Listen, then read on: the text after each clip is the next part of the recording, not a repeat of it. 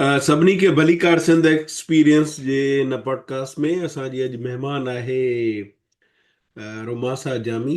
पाण वकील आहे ऐं सिंधी जे हक़नि लाइ जा खुईंदड़नि मां हिकु बि आहे।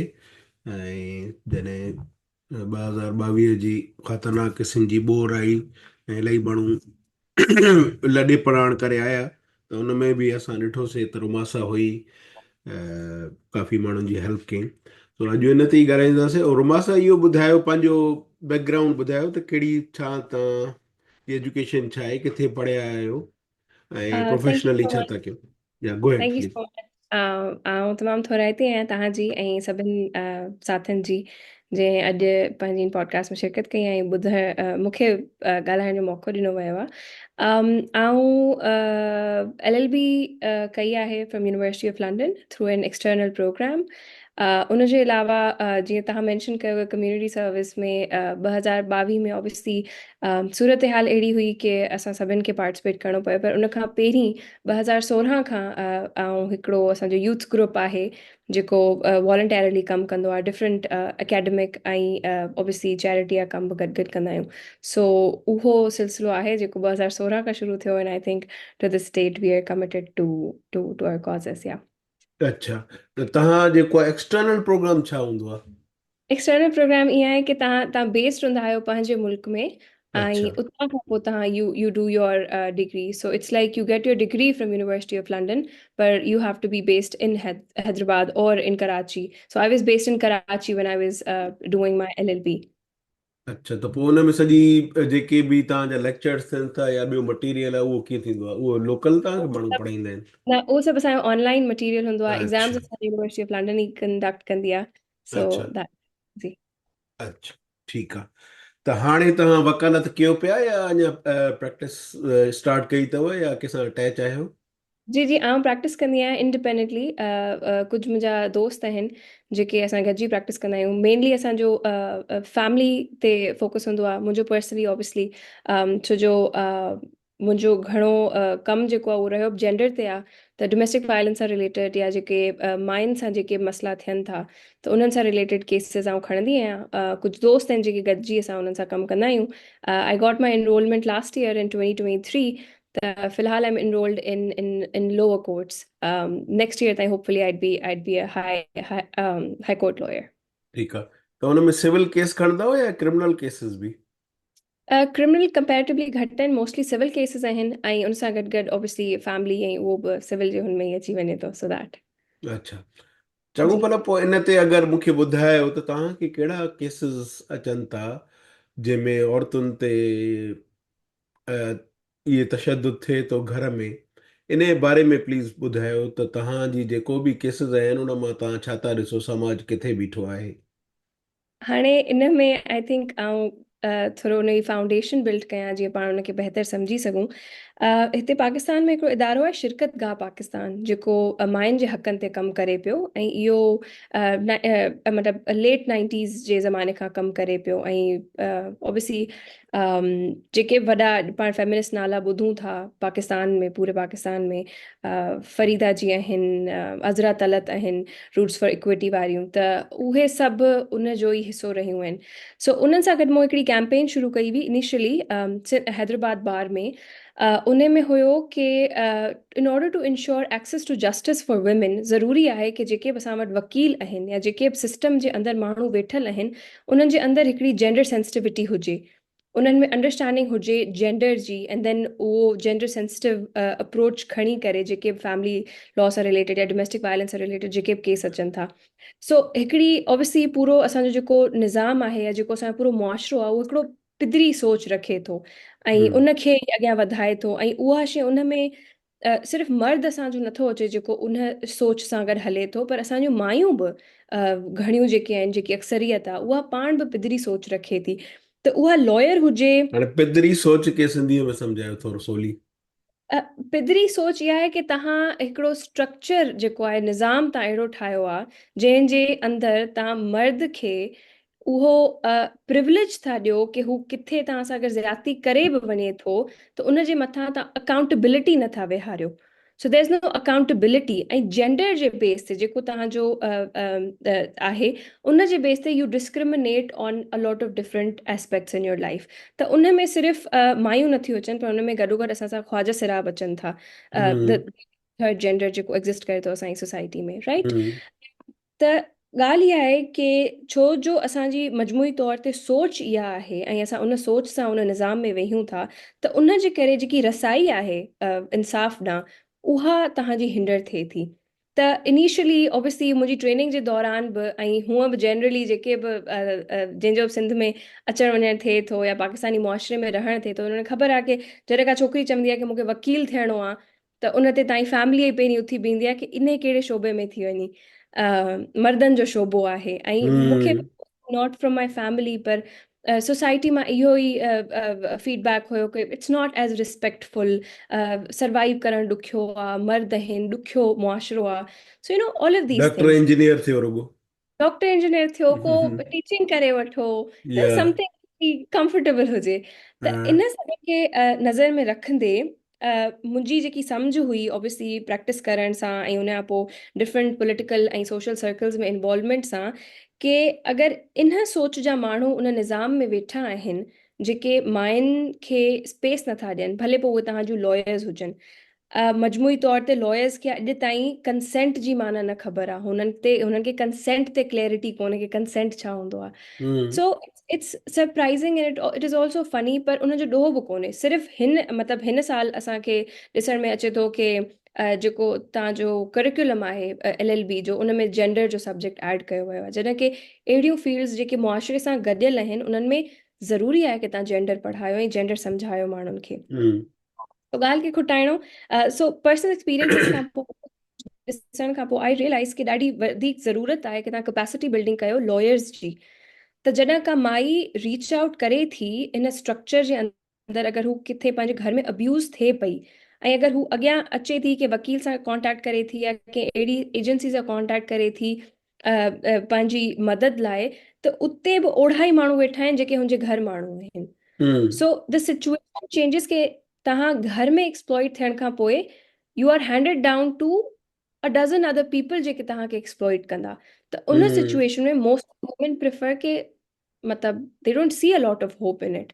तूं हम्म प्रिफर कंदियूं कि हलो पहिरीं खां सुठो आहे घर वेही हिकिड़े माण्हू खां असां एक्सप्लॉइट थी वठूं, उन निज़ाम में वञी अगरि जस्टिस लाइ अगरि असां फाइट कयूं, because it is a very difficult fight. असांजे लॉज़ में ॾाढियूं शॉर्ट कमिंग्स आहिनि, असांजे पूरे प्रोसीजरल कमनि में ॾाढो ऑब्वियसली बायस वेठो आहे जेंडर ते माण्हुनि में, त उहे सभु शयूं आहिनि। सो उन में असां कैपेसिटी बिल्डिंग ते कमु करणु शुरू कयो। कुझु असांजा साथी लॉयर्स आहिनि जिन सां गॾिजी असां जेंडर सेंसिटाइज़ेशन ते ट्रेनिंग्स कयूं, ऐं उहो डायलॉग जेको आहे उहो जनरेट कयो कि तव्हां हिकिड़ो जेंडर सेंसिटिव पर्सपेक्टिव सां फील्ड जा जेके एग्ज़िस्टिंग मैकेनिज़म्स आहिनि उन्हनि खे तव्हां ॾिसो। So that is something that I've been working on. Cases obviously mostly because फ़िलहाल त लोअर कोर्ट्स में आहियूं, त डोमेस्टिक वायलेंस के आसपास जेके घरेलू माण्हू, तशद्दुद जेके चऊं था। जी जी जी जी, घरेलू तशद्दुद जे ऐं हुन हवाले में सां। माउ पीउ बि अचे थो ऐं ॿाहिरि बि अचनि था। अगरि तव्हां शादीशुदा हो त पोइ त वरी तव्हांजो मुड़ुसु बि अचे थो, वरी हुनजा जी ॿाहिरि आहे हो। जी जी जी त हिन में मां तव्हां खां इहो पुछंदुमि, हिकिड़ो त समाज जो आहे किरदारु त उहो आहे जंहिंमें तव्हां चओ था त अगरि का बि औरत माई वीचारी वञे थी ऐं चए थी त उहा मूंखे घर में मारे कुटियो थो वञे, या हुन सां का बि नाइंसाफ़ी थी कई वञे, उन में हिकिड़ो समाज जो आहे, उन ते बि ॻाल्हायूं था। पर ख़ुदि हिन ॻाल्हि ते बि थोरी रोशनी हुजे, छो त तव्हां पाण लॉयर हो ऐं कानून विधो आहे। असांजो पाण कानून उनखे एॾो माना प्रोटेक्ट नथो करे। हिकिड़ो त मसलन अनफॉर्चुनेटली असां वटि हिकिड़ो जेको प्रोविज़न आहे कानून में, त बाबा ठाह थी वञे अनलेस उन में स्टेट इन्वॉल्व थिए, त उन में त इलाही वधीक इहो थो थिए। त अहिड़ा वाक़िया बि थिया आहिनि जंहिंमें औरत उन्हनि जे करे अनफॉर्चुनेटली गुज़ारे वई आहे। पोइ माइटनि ते प्रेशर त साईं कुझु बि न थींदो, सालनि जो साल केस हलंदो, ठही जान छॾायो फलाण टीर मटीर।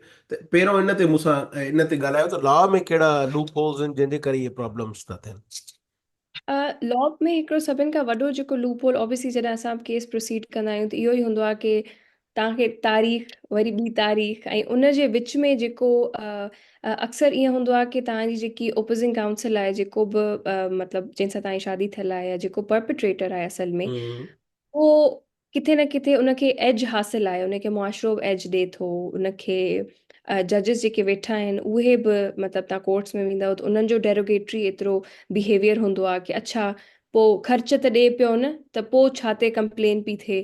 सो हम्म थिंग्स लाइक दैट जेके तव्हांजी हिकिड़ी माई जी जेकी ज़िंदगी आहे उनखे एॾो महदूद था करे छॾीनि कि हुननि जो fundamental rights come down to having 2 meals a day, उहा मिले पई तव्हांखे, छत आहे मथे ते, दैट इज़ इट। उन खां बियॉन्ड तव्हां ॾिसो ई न। मजमूई तौर ते माण्हुनि जी अंडरस्टैंडिंग इहा आहे। लॉ में प्रोविजन्स आहिनि। आई वोंट से कि आउटराइटली लॉ में सफ़ा तव्हांखे मतिलबु लिमिट करे छॾियो आहे, ईअं कोन्हे। असां वटि डोमेस्टिक वायलेंस ते बिल आयल आहे सिंध में। ऑब्वियसली शादी जेकी उमिरि आहे उहा 18 साल आहे कंपेयर टू पंजाब। उनजे अलावा ज़ैनब अलर्ट पाण इंट्रोड्यूस कयो हुयो। ख्वाजा सिराज जो जेको राइट्स जो ट्रांसजेंडर राइट्स जो एक्ट आहे 2018 वारो, उहो असां वटि मौजूदु आहे, जेको काफ़ी डेवलप्ड कंट्रीज़ वटि बि बिल्स उहे कोन्हनि, पर मतिलबु it is a very open bill कि तव्हांखे ख्वाजा सिराज खे बि तव्हां इनहेरिटेंस जो राइट ॾियो पिया, विच इज़ ऑब्वियसली कुझु प्रोग्रेसिव माण्हुनि खे उहा शइ नॉर्मल लॻंदी। पर जाम माण्हुनि खे, जेके माण्हू पंहिंजी नियाणियुनि खे ई न ॾींदा आहिनि, त उहो ख्वाजा सिराज तव्हांजो अगरि ॿारु आहे उनखे तव्हां अगरि इनहेरिटेंस में पंहिंजे लीगली राइट ॾियो पिया, त लीगली जाम स्पेस मौजूदु आहे। उनखे बसि क्लेम करण जी ज़रूरत आहे। उन में ऑब्वियसली तव्हांजे जेके प्रैक्टिसिंग लॉयर्स आहिनि उन्हनि जी शऊर साज़ी जी ॾाढी घणी ज़रूरत आहे कि उहे उन शइ खे उन तरीक़े सां सम्झी सघनि ऐं उन तरीक़े सां ॾिसी सघनि। So legally I believe we stand at a very good standard. पर again it falls into के मुआशरे जी छा अंडरस्टैंडिंग आहे, केतिरा केसिस पुॼनि था कोर्ट्स ताईं। So all of these factors effect के जस्टिस कीअं माण्हुनि खे मिले थो या नथो मिले। ठीकु। छो त उन में जेको सभिनी खां वॾो प्रॉब्लम थो थिए, ऐं to be honest western countries में बि इहो आहे, या मी टू मूवमेंट में जेको वॾो में वॾो हिकिड़ी शइ उभरी आई उहा इहा हूंदी त बाबा जेके बि इहे ज़ुल्म कंदड़ मर्द हूंदा उहे इहे चवंदा त बाबा मां कुझु बि तोसां कयो आहे, तो ते अगरि को निशान न आहे, कुझु हो कोन्हे, केरु तो ते एतबार कंदो? तूं भले वञी चओ त मूंखे मारियो अथई, मूंखे हे कयो अथई, या मूंखां न पुछियो ऐं फलाणे कम लाइ, हिन कम लाइ, तो ते एतबार कंदो ई कोन। त पोइ इहा ई ॻाल्हि उभरी त बाबा वॾो में वॾो प्रॉब्लम असांखे इहो थियो, माइनि चयो जिन सां ज़ुल्म थिया, त बाबा असांखे एतबार कयो वञे। त इन खे ॿुधायो त सिंधी समाज में तव्हां कीअं था ॾिसो? अगेन मूंखे मतिलबु बिकॉज़ स्टूडेंट ऑफ लॉ, त जीअं हाणे जस्टिस आयशा जेको आहे 2 फिंगर टेस्ट ते हुननि जी जेकी वर्डिक्ट हुई, एंड अगेन ओवरऑल मुआशरे खे लाहौर हाई सम्झाइण। कोर्ट जी जेकी। यस। ऐं उन सां गॾु गॾु हीअं अप्रैल 2024 में मैरिटल रेप ते ॾाढी पॉज़िटिव जजमेंट आई आहे। त मैरिटल रेप खे एक्नॉलेज कयो वियो आहे, जेको अनइमेजिनेबल आहे पाकिस्तान जे हिकिड़े मुस्लिम मुआशरे में। छो जो निकाह थी वियो त पोइ तव्हां वटि एक्सप्लिसिट कंसेंट आहे, that is the hmm understanding of people. पर अगरि को कोर्ट इन ते जजमेंट ॾिनी आहे, फेवर में ॾिनी आहे, माई जे फेवर में ॾिनी आहे against marital rape, so this shows a bit of progress के माण्हुनि में बि थोरी घणी सम्झ आहे। बट देन अगेन अहिड़ा माण्हू वेठा आहिनि जेके चवंदा आहिनि कि कंसेंट न, वो तो फिर खुद इंटरेस्टेड होती हैं, हम क्या करें। ज़ाल मुड़ुस आहिनि, उन्हनि खां कहिड़ो पुछणो? उन्हनि त सो निकाह कयो आहे। सो यस, त मतिलबु उन में अगेन आई थिंक के ओपन डायलॉग जेको आहे न उन जी ॾाढी घणी ज़रूरत आहे, to have an open dialogue to make men understand. हिकिड़ी ॿी वॾी मिसकंसेप्शन हूंदी आहे जॾहिं फेमिनिस्ट थ्योरी असां पढ़ूं था, त माण्हुनि जो अंडरस्टैंडिंग इहा हूंदी आहे कि पितरशाही निज़ाम जेको आहे उहो औरतुनि खे मर्दनि जे ख़िलाफ़ थो करे। जॾहिं कि असां ॻाल्हायूं ई इन ते था कि सिर्फ़ु असां सां इन निज़ाम ज़्यादती न कई आहे, पर तव्हां मर्दनि सां पिणु हुन ज़्यादती कई आहे, जेकी शइ तव्हां एक्नॉलेज ई नथा करणु चाहियो। हम्म सो अक्सर मुंहिंजे सेशंस में आउं इहा डिस्कस कंदी आहियां, I try to engage men and young boys specially in this conversation के you need to start realising जेको इकोनॉमिक बर्डन आहे, जेको तव्हांखे इमोशनल वल्नरेबिलिटीज़ तव्हां खां खसियूं वयूं आहिनि, त उहे सभई तव्हां being a human, do you realise how drastic of a violation of your basic right it is कि तव्हांखे एक्सप्रेस करण जो हक़ न हुजे। सो माइंड में पोइ बि आई बिलीव कि हुननि में because they realise things, it is half of the journey done, but most of the men don't even realize it. So you know it is important कि तव्हां उन्हनि सां पंहिंजे छोकिरनि सां पंहिंजे मर्दनि सां डायलॉग में एंगेज कयो so that they also seem to understand के this system is rotten and outdated तव्हांखे हाणे हिकिड़े हुन पिदरशाही निज़ाम जी ज़रूरत कोन्हे दुनिया इवॉल्व थी वई आहे दुनिया जूं वैल्यूज़ इवॉल्व थी वियूं आहिनि त तव्हांखे overall you know you need to grow out of those values ठीकु आहे।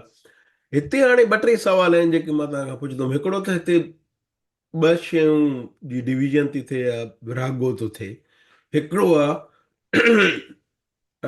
असांजो ज़रई समाज ऐं ॻोठाणा एक्सक्यूज़ मी रूरल, ॿियो आहे वॾा शहर। त एक्सेस ऑफ जस्टिस ते ॻाल्हि वरी ॻाल्हि मुञे थी त जेके माण्हू वीचारा ॻोठनि में आहिनि जिते पुलिस जो त अजीब रवाजो हूअं ई वीचारनि कहिड़ो बि क्राइम हुजे हुननि जो रवैयो अजीब हूंदो आहे।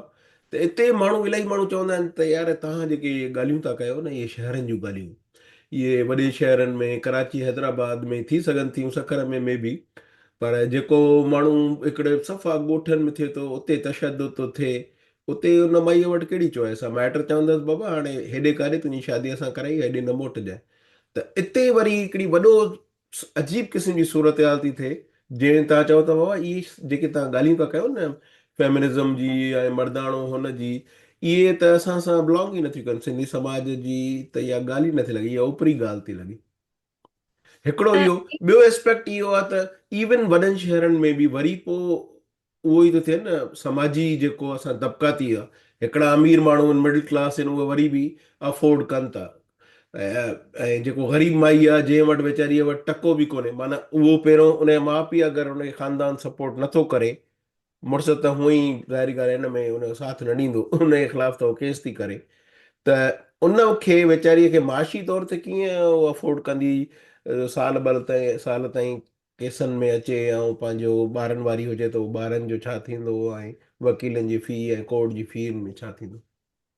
इहो तव्हांजो ॾाढो इंटरेस्टिंग सवाल आहे I would address the first question पहिरीं इहा तव्हांजी बिल्कुलु सही ॻाल्हि आहे कि मजमूई तौर ते जेको डेवलपमेंट जो कमु थिए थो उहो अर्बन सेंटर्स में मतिलबु बेस्ड आहे ऐं ॻोठनि ताईं उहा शइ नथी पहुचे ऐं नंढनि नंढनि शहरनि में नंढनि ॻोठनि में जिते जेन्युनली माण्हुनि खे ज़रूरत आहे उन्हनि खे उहो शऊर बि उन्हनि ताईं नथो पहुचे उन्हनि खे उहो अंडरस्टैंडिंग ऑब्वियसली लॉ जी या छा शइ मौजूदु आहे तव्हां वटि उहा शइ हुते नथी पुॼे ऐं उन जे करे ई माण्हू पंहिंजो जेको बि हाल आहे उन सां कॉम्प्रोमाइज़ करे वेही था रहनि त I personally at a personal level I always advocate कि तव्हांखे क्लास जी जेकी इंटरसेक्शनैलिटी आहे न इन सॼे सिनेरियो में इहा ॾाढी घणी अहम आहे सो gender to me personally comes secondary पहिरीं ॻाल्हि क्लास आहे ऐं इकोनॉमिकली तव्हां किथे था स्टैंड कयो उहा शइ तव्हांखे इवेंचुअली इंश्योर करे थी कि तव्हांखे इंसाफ़ अहिड़े निज़ाम में मिलंदो या न मिलंदो so yes this is a very important question ऐं जाम इदारा आहिनि जेके इन ते कमु कनि पिया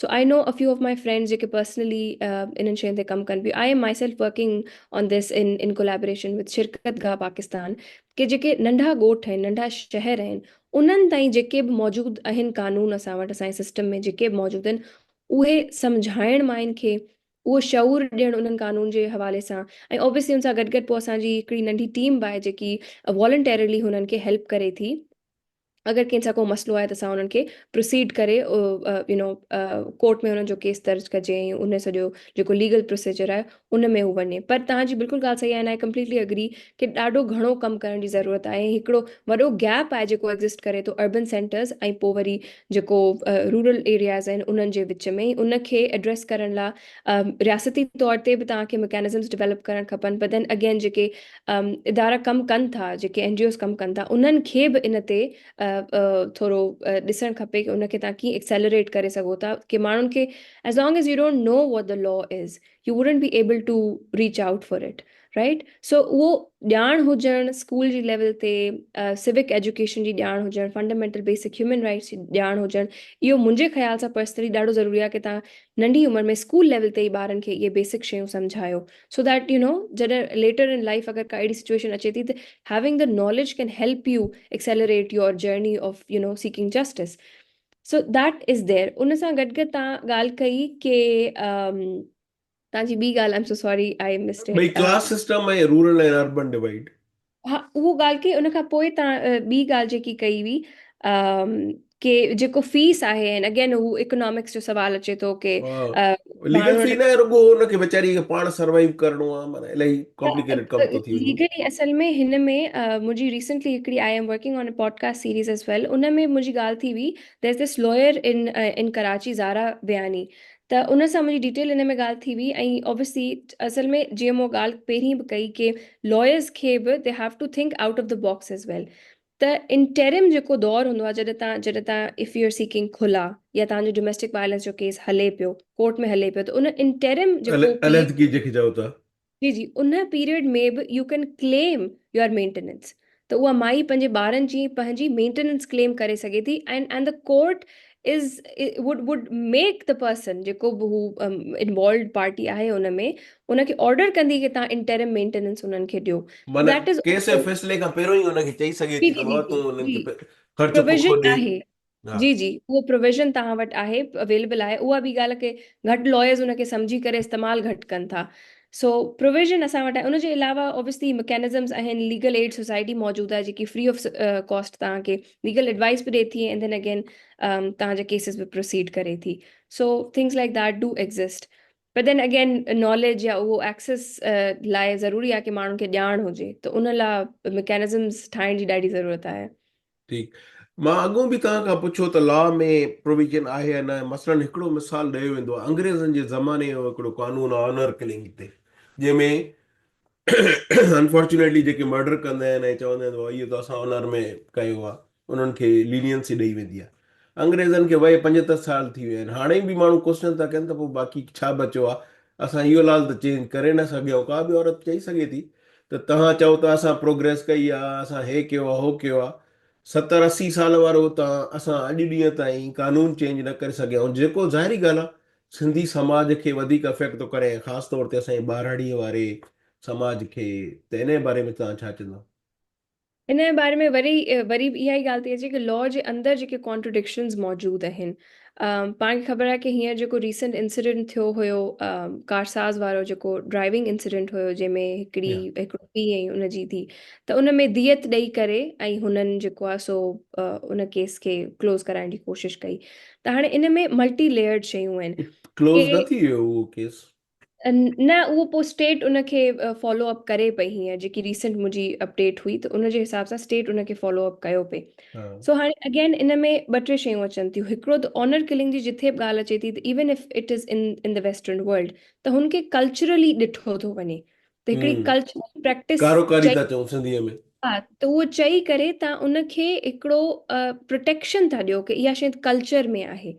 त हम्म उहा शइ दैट इज़ वन फैक्टर। ऐं उहा शइ वरी हिते पाण वटि अचे थी कि अगरि कारोकारी थी करे केरु मारियो वञे थो, त उन में तव्हां ऑब्वियसली तव्हां खून बहा ॾियो था, तव्हां दियत ॾियो था, पैसा ॾेई करे तव्हां ॻाल्हि ख़तमु था कयो। बट उते सवाल अचे थो रियासत जो, कि रियासत कहिड़ो किरदारु थी प्ले करे, या रियासती इदारा जेके आहिनि। छो जो yes, it is an offence against a person, हिकिड़े माण्हू जे अगेंस्ट उहो ऑफेंस आहे, पर ओवरऑल तव्हां जेको सोसाइटी जो फैब्रिक आहे उनजे अगेंस्ट बि इहो हिकिड़ो ऑफेंस आहे। त मतिलबु उन में रियासत कहिड़ो रोल थी प्ले करे, या उहा कहिड़ो एक्टिवली उन शइ खे कर्ब करण लाइ एक्शन खणे थी, त that also comes into account. Then again laws जेके पाण वटि मौजूदु आहिनि, त जेको शरिया लॉ असां वटि मौजूदु आहे, दियत ॾेई तव्हां उन शइ खे ख़तमु करे सघो था। सो उहा शइ इज़ वन प्रोविजन जेकी तव्हांखे कानून ॾिए थो। पर उन सां गॾु गॾु the state needs to realise कि this was an offence against that person, जेको दियत ॾेई तव्हां हलो सॉल्व कयो। पर जेको रियासत जे अगेंस्ट उहो ऑफेंस थियो आहे, तव्हांजी मौजूदगी में जेको रूल ऑफ लॉ खे वायोलेट कयो वियो आहे, त हुनमें एक्शन में रियासत अक्सर को एक्शन नथी खणे। सो दैट इज़ वन रीज़न पोइ उहा शइ कॉमन थी थिए, उहा शइ रिपीटेडली थिए थी, ऐं उनखे केरु सीरियस एज सच नथो खणे। हा। छो त कुझु वाक्य अहिड़ा आहिनि जेके मां पढ़िया अनफॉर्चुनेटली, जंहिंमें न सिर्फ़ु उहो कारोकारीअ जे चकर में मारनि था, बल्कि उन खां पोइ जेके हिकिड़ो माण्हू मरी वियो त जीअं हूंदो आहे इस्लामिक तरीक़े सां उनजी तदफ़ीन करणु, उनखे गुस्ल नथा ॾियनि, उन्हनि खे कपिड़ा नथा चेंज करनि, उन्हनि खे उनजी जनाज़े नमाज़ नथा पढ़णु ॾियनि, ऐं चवनि था वञी दफ़नाए अचो। कुझु वाक़िया त अहिड़ा आहिनि जेके ठीकु आहे, थैंक्स टू सोशल मीडिया ते, फेसबुक ते ऐं इहे शयूं अचनि थियूं त पोइ पुलिस एक्शन खणे थी। न त आम तौर ते इहो ॾिठो वियो आहे त उन्हनि वीचारनि खे इंसाफ़ नथो मिले। त तव्हां सम्झो था त सिंधी समाज में का चेंज आई आहे अञा ताईं, या असां अञा ताईं उहो ई 100 साल पुठियां वेठा आहियूं, ख़ासि तौर ते ॿारड़ीअ में। त कंहिं का छोकिरी छोकिरे सां न ॻाल्हाईंदी, ख़ासि तौर ते धारे छोकिरे सां, पंहिंजनि सां त ख़ैरु मुंहिंजे ख्याल सां अगरि मतिलबु अगेन ॿाराणी में एतिरो पर्सनली रहण न थियो आहे। हैदराबाद में आउं पाण बेस्ड आहियां, पर काफ़ी जाइनि ते जीअं सखर थी वियो, लाड़काणो थी वियो, त उते जा असांजा दोस्त आहिनि जिन सां असांजी इंटरेक्शन रही आहे। त जेके प्रोग्रेसिव माण्हू आहिनि कंपेरेटिवली आई थिंक के को न को मतिलबु जेकी ही जनरेशन आहे जंहिंखे असां अक्सर जेनज़ी चऊं था, या जेकी मिलेनियल्स आहिनि, त उन्हनि में कंपेरेटिवली हिकिड़ो चेंज आहे, नज़रिए जो चेंज आहे। हू शयुनि खे डिफरेंट तरीक़े सां ॾिसनि था। इन में इंट्रस्ट मतिलबु इन में इहा बि शइ कंसिडर करण जी ज़रूरत आहे कि सोशल मीडिया जो दौर आहे। ऑब्वियसली वैल्यूज़ जेके आहिनि उहे ग्लोबल वैल्यूज़ थी वियूं आहिनि, शयूं जेके आहिनि उहे ग्लोबलाइज़ पर्सपेक्टिव में ॾिठियूं थियूं वञनि। हम्म। ऐं फ़ोन जी या सोशल मीडिया जी एक्सेस हर कंहिं वटि आहे। उहा ॿाराड़ी जो माण्हू हुजे, या वरी मतिलबु घोटकी में किथे को वेठल माण्हू हुजे, या कराची में वेठल हुजे, उन सभिनि वटि सेम लेवल ऑफ एक्सेस आहे सोशल मीडिया जी।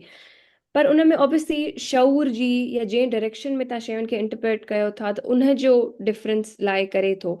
सो इहो चवणु की उहा शइ 100 साल जिथे पहिरीं हुई ऐं हाणे बि उते ई बीठी आहे, त आई डोंट थिंक सो। मुंहिंजे ख्याल सां ॾाढी मतिलबु सोच में माण्हुनि जी तब्दीली आई आहे।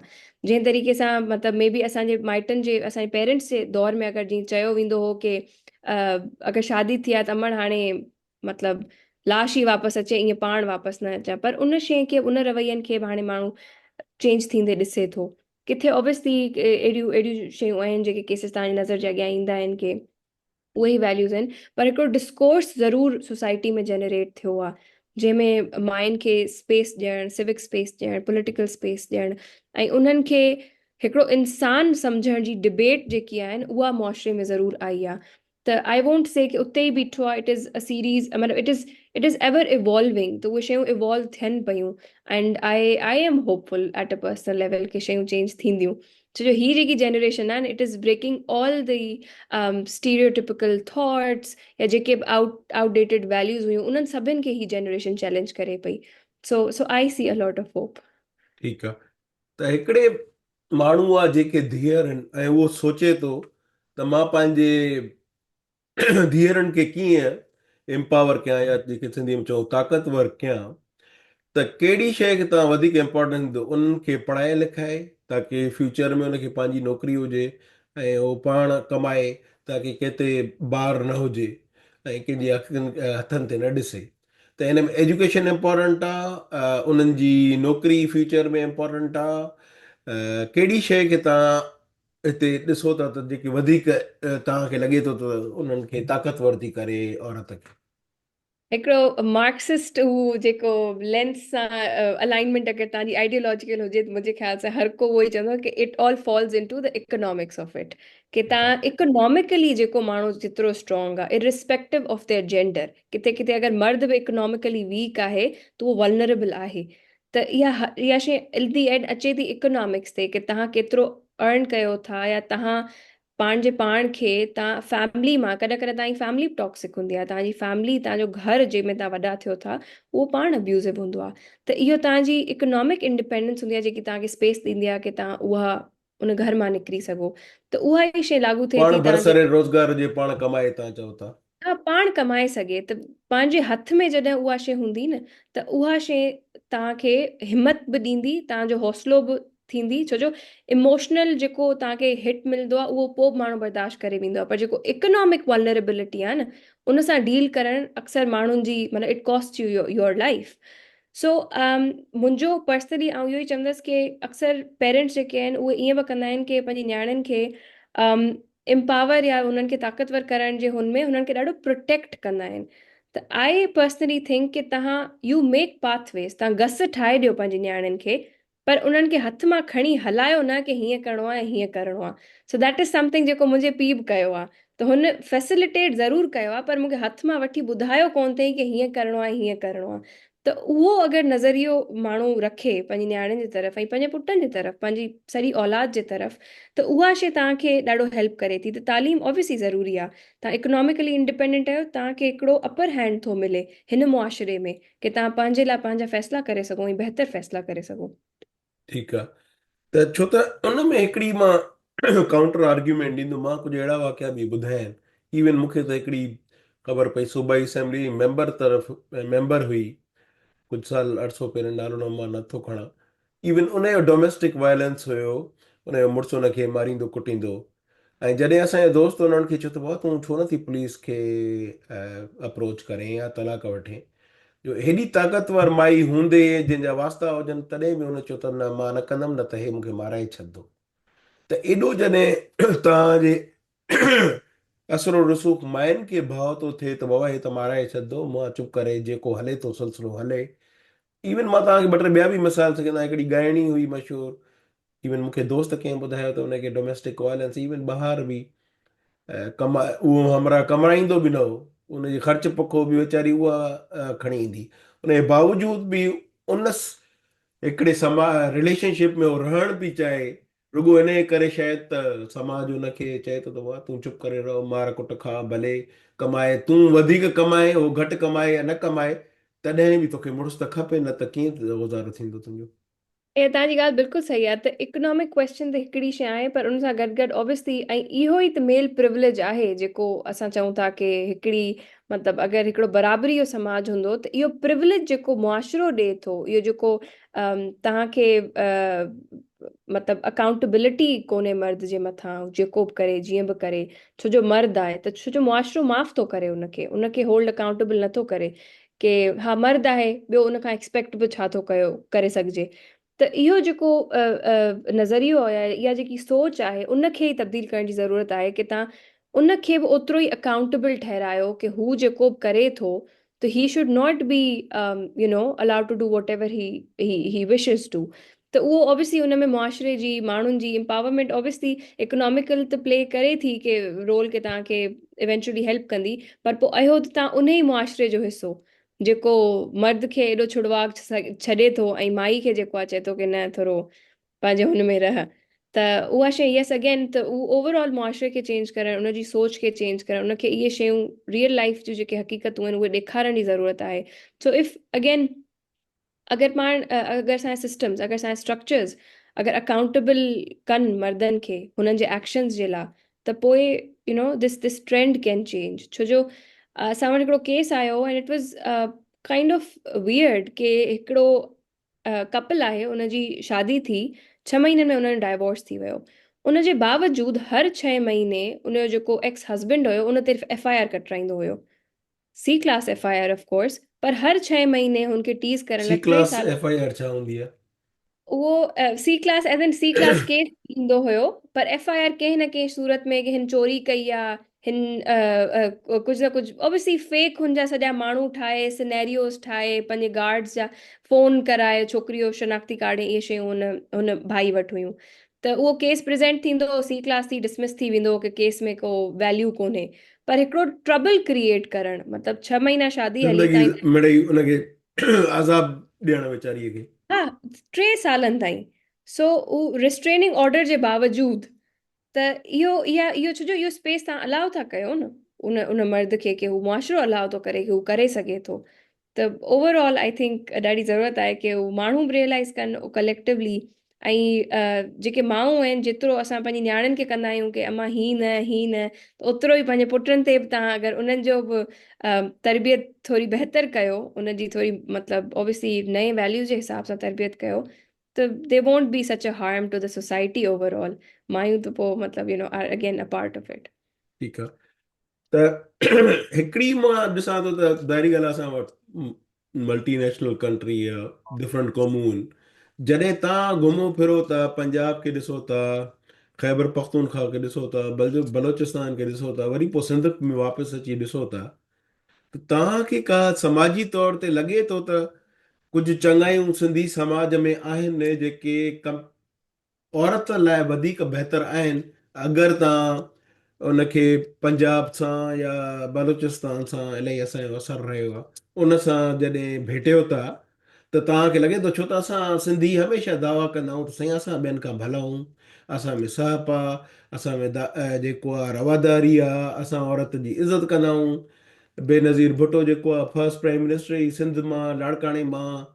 ऐं त तव्हां वरी बि असां औरत जे लिहाज़ खां बि थोरो बहितर आहियूं ॿिए समाज खां, छो त असां एॾा तशदुद पसंदि न आहियूं। छो त हिकिड़ी थ्योरी इहा बि हलंदी आहे त भाउ नॉर्दर्न सिंध में जिते कारोकारी घणी थी थिए, उन में ॾाढो बलूचिस्तान जो इलाही असरु रसूख़ आहे जेको क़बाइली आहे असां वटि। अ, ख़ुशकिस्मती सां मुंहिंजो मतिलबु इत्तेफ़ाक़ थियो आहे कि मुंहिंजा काफ़ी दोस्त आहिनि, मतिलबु दोस्तूं आहिनि जेके पश्तून आहिनि पाण, केपी हम्म। जे ॾाढे कंज़र्वेटिव इलाइक़नि सां, नंढी कोटल जहिड़े इलाइक़नि सां हुननि जो वास्तो आहे। ऐं बलूचिस्तान में बि काफ़ी सहेलियूं आहिनि जेके उते बि रहनि थियूं। त मुंहिंजे नज़र में जेकी मूं ऑब्ज़र्वेशन जनरली कई आहे, त उते मूंखे एॾो फ़र्क़ु नथो नज़र अचे। न चवंदसि कि सिंध जो मुआशिरो कंहिं मतिलबु तरीक़े सां किथे मथे बीठल आहे जेंडर जे पर्सपेक्टिव सां, जेतिरो अब्यूज़िव, छो जो इहा जेकी पिदरशाही सोच या जेको नज़रियो आहे, उहो हिकिड़ी वबा वांगुरु पूरी दुनिया में, पाकिस्तान में त पूरे मुल्क में फैलियल आहे। उन जूं शक्लूं डिफरेंट थी सघनि थियूं, उन जूं शक्लूं मुख़्तलिफ़ थी सघनि थियूं, पर उहा सोच उते ई वेठल आहे। पाण हीअं ॾिठो रिसेंटली कि पीटीएम जो जेको जलसो हो, जेको जिरगो हुयो केपी में, त जी। उते वॾे अंग में मायुनि शिरकत कई, ऐं असांजा जाम सारी दोस्तूं हुयूं जंहिं उन्हनि उन में शिरकत कई। त ही ॾाढी सरप्राइज़िंग ॻाल्हि आहे कि पश्तून माण्हू पंहिंजी मायुनि खे ॿाहिरि वठी अचनि। पर इट शोज़ कि तव्हांजो जेको सोशल डायनेमिक आहे उहो चेंज पियो थिए। सिमिलरली असां ॾिसूं था कि जॾहिं बलोच चहती कमिटी में मायूं लीड थियूं कनि, ऐं बलोच मायूं उहे ई ट्राइबल माण्हू आहिनि, त उहो असांखे रिफ्लेक्ट करे थो, डायनेमिक चेंज पियो थिए, माण्हू जी जेको नज़रियो आहे चेंज पियो थिए। ऑब्वियसली हुन में शयूं डिफरेंट आहिनि। जेतिरी आसानी सां औरत मार्च सिंध में ऑपरेट करे थी, ओतिरी आसानी सां औरत मार्च बलोचिस्तान में नथी ऑपरेट करे सघे, ख़ैबर या ख़बर पख्तून पख्तून हुन करे सघे, इवन छो असां जो वटि त घोटकी में सखर जहिड़े माहौल, नथी सखर करे। खे बि चलो घोटकीअ में बि मार्च त जेकी वॾी ॻाल्हि आहे। हा, त उहो नथी करे सघे। त उन जा ऑब्वियसली लोकल डायनेमिक्स आहिनि, पॉलिटिकल डायनेमिक्स आहिनि के अगेन महारंग वारनि खे, मतिलबु हुननि जो जेकी सिवेरिटी आहे उते जे ह्यूमन राइट वायलेशन जी, त उन में हिननि जे लाइ इहा शइ सेकेंडरी थी वञे कि तव्हांखे घर में मानी पचाइणी थी पए, या घरेलू तशदुद जो तव्हां अगरि शिकार थियो था, या अगरि मर्द तव्हांखे ॿाहिरि वञण जी इजाज़त नथो ॾिए, त उहा डायनेमिक ॾाढो डिफरेंट आहे। उहो सिंध जे अंदरि बि ॾाढो डिफरेंट आहे। अगरि तव्हां कराची जी औरत मार्च ॾिसो, मूं ॿुधो आहे, असांजा दोस्त विया आहिनि, पर पोइ तव्हां हैदराबाद जी औरत मार्च ॾिसो, त उन में तव्हांखे ॾाढो फ़र्क़ु नज़र पर ईंदो, ॾाढो वाज़े फ़र्क़ु नज़र ईंदो। त उन में क्लास जो जेको डिस्क्रिपेंसीज़ एग्ज़िस्ट कनि थियूं, जेको ऑब्वियसली जेको क्लास त उहो उन हिसाब सां एडवोकेसी करे थो। सो आई वॉन्ट से कि सिंध जो मुआशिरो तमामु घणो एडवांस आहे, मे बी किथे किथे असांखे सहप कंपेरेटिवली नज़र अचेव थी। बहितर स्पेस हुजे, पर उहो शे चेंज जेको आहे न, उहो मुंहिंजे ख़्याल सां नेशनली उहो चेंज असांजे बिहेवियर्स में अचे पियो। हा, त मां हिन करे तव्हांखे चयो, इवन शहज़ादी राय जेकी ट्रांसजेंडर लाइ मशहूरु आहे हुते, इवन हुन बि चयो त वॾो फ़र्क़ु इहो आहे त अगरि पुलिस वारो सिंधी आहे ऐं ॿिए गैर सिंधी, हुननि जे रवैयनि में फ़र्क़ु आहे। छो त पुलिस वारो अगरि सिंधी आहे त चयईं त अगरि उहो बदतमीज़ी कंदा, ख़्याल बि न कंदा, अगरि हुनखे चवंदासीं यार तव्हांखे शर्म नथो अचे, तव्हां फ़क़ीरनि खे तंग था कयो, चई हिकदमि उहो डिॼी वेंदा आहिनि। छो त असां वटि जीअं चयो वेंदो आहे त जनरली असांखे बि, असां बि उते ई वॾा थिया आहियूं, त चयो वेंदो आहे त वाह इहे फ़क़ीर माण्हू आहिनि, हिननि खे तंग न कयो, हिन जी आह लॻंदव, जेको असांजो समाजी तौरु आहे।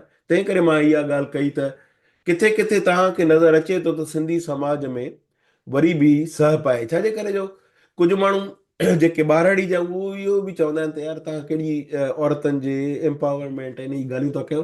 असां वटि त औरत वीचारी सॼो ॾींहुं कमकार थी करे, इहे बुरका बुरका त तव्हां शहरनि जूं मसल आहिनि। असांजी औरत त सुठे नमूने रहो बि न पवंदी आहे, जॾहिं वञी कमु कंदी आहे ॿारड़ी में। त हाणे बि फोटू ॾिठा हूंदा कंहिं हिकु आर्टिस्ट हो जेको, जॾहिं उहो माना इहो त प्रैक्टिकली पॉसिबल ई न आहे त ॿारड़ी जी औरत रहो पाए जॾहिं हो ॿनीअ में कमु थी करे, ऐं हुन लाइ आज़ादी हूंदी आहे, वञी कमु करे मोटी बि ईंदी आहे।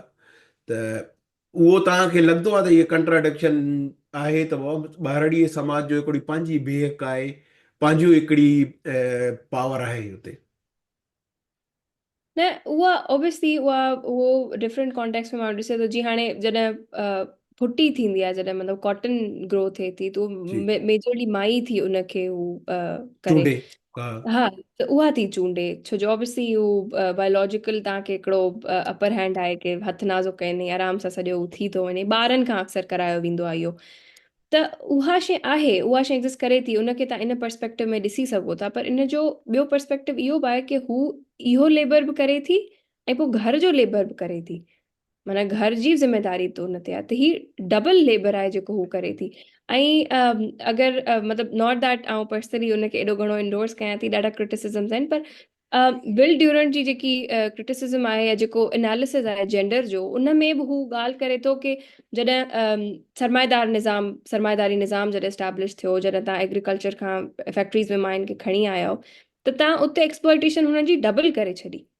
तव्हां हुननि खे ॾेखारियो सही की तव्हांखे इकोनॉमिकली असां एम्पावर कयूं पिया, पर हुननि उनजे हुनमें जेकी एक्सप्लॉइटेशन थी उहा डबल थी वई, तव्हां इनिशियली रियलाइज़ न कयो।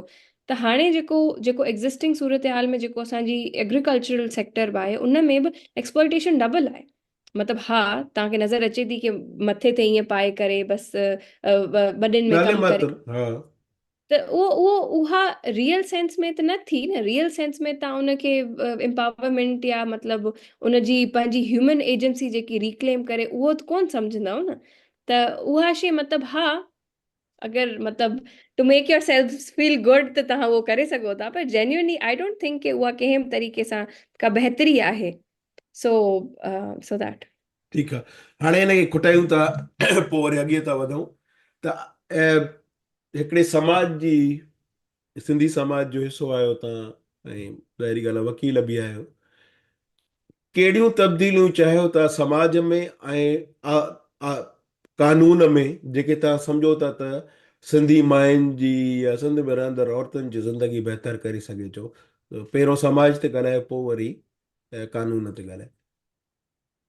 समाज सां मुंहिंजी नंढे हूंदे खां कंप्लेन इहा रही आहे की असांजी जनरेशन आहे उनखे ॾाढो एक्टिवली डीपोलिटिसाइज़ कयो वियो आहे। असांखे सियासी शऊर हुजणु, सियासी सम्झ हुजणु, उनखां एक्टिवली परे रखियो वियो आहे।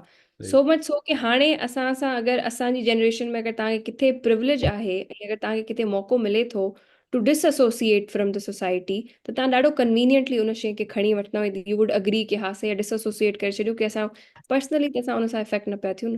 पर मुंहिंजे ख़्याल सां इहो तमामु घणो नुक़सान थो क्रिएट करे इहा शइ तव्हांजे समाज में, की तव्हांजी जेको हम्म। यूथ आहे, जेको अॻियां तव्हांजो समाज खे ठाहिण वारा माण्हू उहे ई आहिनि, ऐं उहे ई पाण खे अगरि डिसएसोसिएट करे छॾींदा त ओवरऑल तव्हां किथे वञी बीहंदा। त अगेन, ऐं मुंहिंजो जनरली जेको कमु बि हूंदो आहे, जेको मां कयां थी, त उन में मुंहिंजी बॉटम्स अप अप्रोच हूंदी आहे, की माण्हू हेठें तबिके सां कमु करे, जेके जेन्युइनली माण्हू वल्नरेबल आहिनि उन्हनि सां गॾु माण्हू कमु करे, जंहिंखे अगरि तव्हां शऊर ॾियो था या जंहिंखे अगरि शयूं तव्हां सम्झायो था, त उहे उन्हनि जे कम बि अची सघनि थियूं, ऐं उहे जेन्युइनली इंटरेस्टेड थी करे उन में इंट्रस्ट वठनि था। त काफ़ी अहिड़ियूं तंज़ीमूं आहिनि, जी पोरियत मज़ाहिमत आहे, जेके कमु कनि पियूं, स्टडी सर्कल्स कराइनि था। असां पाण हीअं रिसेंटली हिकिड़ो स्टडी सर्कल इनिशिएट कयो आहे हैदराबाद जे अंदरि, लीगल एंड क्रिटिकल स्टडीज़ जो। त इहे सॼी जेकी एजुकेशन आहे, जेकी जेकी सिविक एजुकेशन आहे, जेकी असांखे इंस्टीट्यूशन्स मां, असांजी यूनिवर्सिटीज़ में असांखे मिलणु खपेव। ऑब्वियसली स्टूडेंट यूनियंस न हुयूं, असांजी हम्म। पूरी जेकी जेकी असांजी जेकी ग्रोथ थिए पई उन इंस्टीट्यूट में, त उहो ॾाढी ए पोलिटिकल माहौल में थी। सियासत सां असांजो को बि हू अमल दख़ल कोन हो असांजी ज़िंदगियुनि में, पर ही कॉन्शियस चॉइस हुई असांजी, ऑब्वियसली घर जा माहौल हुआ, अहिड़ा कई ॿिया असांजा जेके दोस्त आहिनि जिन घर जो माहौल उन्हनि खे उहो स्पेस ॾिनो की हू पोलिटिकली पंहिंजे पाण खे इंगेज रखनि मुआशरे में। त मुआशरे जे मतिलबु पर्सपेक्टिव सां आई अगेन फील के विथ जंहिं बि तरीक़े सां, मतिलबु कुझु माण्हू आहिनि जंहिंजी रसाई सोशल मीडिया जे थ्रू आहे, if I had the opportunity की तव्हां सां ॻाल्हायां, जेके माण्हू ॿुधंदा उन्हनि में जेको अगरि पर्सपेक्टिव जो शिफ्ट अचे थो, या उन्हनि में अगरि उहा इंट्रस्ट पैदा थिए थो की असां हिन जे मथां रिसर्च कयूं या अञा वधीक पढ़ूं, त उहा शइ I think it creates a lot of counter narrative असांजे मुआशरे जे अंदरि। So that is there. उनजे उन सां गॾु गॾु जॾहिं कानून जी ॻाल्हि अचे थी, त उन में मां चवंदसि की जेको एक्टिव मुआशरे जो रोल हूंदो आहे न, उहो ई कानून में तव्हांखे रिफ्लेक्ट थींदे नज़र ईंदो आहे। त अगरि तव्हां सम्झ उहा पैदा कंदव की जेके एग्ज़िस्टिंग लॉज़ आहिनि उहे छा आहिनि माइन जे हवाले सां, ख़्वाजा सिरा जे हवाले सां, या जनरली जेके तव्हांजा फंडामेंटल राइट्स आहिनि, अगरि माण्हुनि खे आइन जी ख़बर हूंदी, उन्हनि जे बेसिक राइट्स जी ख़बर हूंदी, त हू उनखे यूटिलाइज़ करे हू ऑब्वियसली एक्सेस टू जस्टिस खे इंश्योर करे सघनि था। So awareness obviously capacity building तव्हां पंहिंजे लॉयर्स जी, तव्हां पंहिंजी यंग जनरेशन जी टू ड्राइव सोशल चेंज। हिकिड़ो सीरीज़ में जीअं हाणे मूं तव्हांखे मैंशन कयो कि मैरिटल रेप ते हिकिड़ी पॉज़िटिव वर्डिक्ट आई, हिकिड़ी जजमेंट आई, त इहो ऑब्वियसली हिकिड़े डिस्कशन में बि ईंदी, रिफॉर्म इन ते अची सघे थो, and eventually may be when we are very old त इन जे मथां कानून साज़ी थिए। ऐं उहा केॾी पॉज़िटिव ऐं केॾी मतिलबु आई थिंक एडवांस्ड हिकिड़ी मॉडर्न थॉट सां अलाइन कंदो हूंदो उहो कानून, जेको चवंदो कि marital rape is also acknowledged. त इहे शयूं इन सां गॾोगॾु जेके ॿियूं शयूं आहिनि, त उहो सिविक इंगेजमेंट जे थ्रू ई तव्हां जेको आहे उहो जेको रेडिकल चेंज आहे या जेको इवॉल्विंग चेंज आहे त आणे सघो था। सो अगेन स्टूडेंट्स खे, असांजे जेके एज वारा स्टूडेंट्स आहिनि उन्हनि खे आई वुड इनकरेज कि तव्हां पार्टिसिपेट कयो, तव्हां डायलॉग में पार्टिसिपेट कयो, and you allow yourself to read and then also be connected to the people at ground level. छो जो पर्सनली मुंहिंजो इहो ई ख़्यालु हूंदो आहे कि एवरीथिंग इज़ पॉलिटिकल। त जेकी बि शइ थिए थी it all falls into politics of it. त तव्हांखे ज़रूरी आहे कि तव्हां हिकिड़ो पॉलिटिकल नज़रियो रखो ऐं पॉलिटिकल बिहेवियर रखो टू डील हम्म, विथ जेके बि तव्हांजे मुआशरे में एग्ज़िस्टिंग मसला आहिनि उन्हनि जे मथां। So that. ठीकु आहे। त इन में मूंखे रुगो आख़िरी सुवाल आहे, पोइ वरी अॻे था वधूं। जेको सियासी ॻाल्हियूं कयूं उते ॾाढे ॾुख सां चई सघिजे थो त अगरि तव्हां रीसेंट हिस्ट्री ॾिसो 47 खां पोइ ख़ासि तौर ते शायदि पलीजे साहिब जी सिंधियाणी तहरीक आई या ॿ टे ॿियूं तहरीकूं चई सघनि थो जंहिंमें औरत जी शिरकत रही आहे, पर इट इज़ ॾाढो ॾुख थींदो आहे त हाणे जेके बि सिंध में सियासत कनि थियूं तव्हांखे उनजी सेंट्रल एग्जीक्यूटिव कमेटी में का औरत न ईंदी, हूंदी बि त थी सघे थो हिकिड़ी, उन्हनि जे मर्कज़ी उहिदनि में औरतूं न हूंदियूं। त इहा तब्दीली त मूंखे लॻंदो आहे ॼण असां अनफॉर्चुनेटली अॻे वञण जे बजाए न सियासत में ख़ासि तौर ते जेके सिंध जी सियासत था कनि उहो पुठियां विया आहियूं असां। इन जे बारे में तव्हांजो छा ख़्यालु आहे? इहो तव्हां बिल्कुलु सही ख़्यालु आहे, ऐं इन सां गॾोगॾु इहो कि सिर्फ़ु औरत जो हुजणु काफ़ी कोन्हे। इहो मैटर थो करे कि कहिड़े माइंडसेट वारी माई उते वेठी हम्म। आहे। छो जो अक्सर असां वटि हूंदो आहे इहो ॾाढो कॉमन फ्रेज़ आहे जेको माण्हू यूज़ कंदा आहिनि कि माई ई माई जी दुश्मन हूंदी आहे। त उहा उनजी दुश्मन हूंदी आहे छो जी उहा पाण पिदरशाही सोच खे प्रोटेक्ट थी करे वेहे। असांजे निज़ाम में जेतिरो मतिलबु ऑब्वियसली मुंहिंजी लीगल फील्ड सां वास्तो आहे, त जेतिरो मर्द अब्यूज़िव आहिनि मायूं उन खां वधीक अब्यूज़िव आहिनि, छो जो उहा उनखे प्रोटेक्ट थी करे।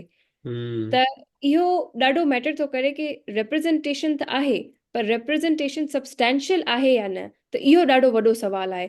त उन अगरि कॉन्टेक्स्ट में ॾिठो वञे त छो जो मुंहिंजो पंहिंजो तालुक़ु रहियो आहे सिंधियाणी तहरीक सां, उन्हनि जे वेहकुनि में मुंहिंजो अचणु वञणु थियो आहे, त जेको सब्सटेंस या जेकी सम्झ सियासी ऐं समाजी सम्झ उन्हनि में आहे, उहा शायदि असांजी लीडिंग पार्टीज़ में जेके मायूं वेठियूं आहिनि उन्हनि जी उहा सियासी सम्झ न हूंदी।